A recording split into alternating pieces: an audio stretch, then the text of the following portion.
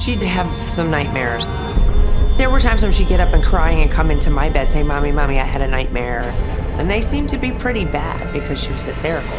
I remember her telling me at times, Mom, I was there. I feel like it was real. It wasn't a dream. It wasn't a dream. I honestly didn't know what to do. I know I've had dreams that felt very real, but I never remembered them in the way that she does. One morning, Jess started talking to me about some of the dreams that she's been having.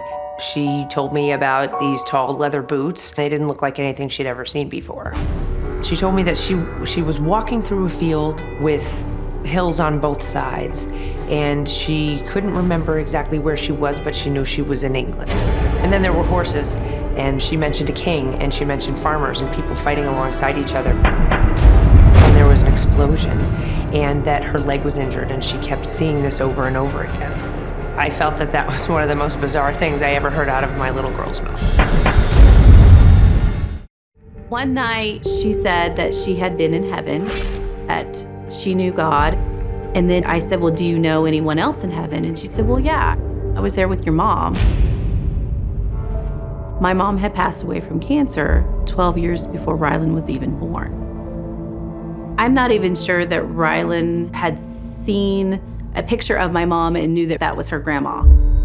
I don't know that I ever even told her that my mom had passed away when she had said that. And I said, well, what do you know about grandma? And she said, well, she has brown eyes and brown hair just like you and I do. And she's really nice and she used to play with me. And I said, well, who else do you know? She goes, oh, there's lots of people I know up there. What was going on? Me being a parent, there's not an instruction list that talks about how to handle when your child starts telling you they've been in heaven and talking to her grandma. There's no way to describe what to tell her or say.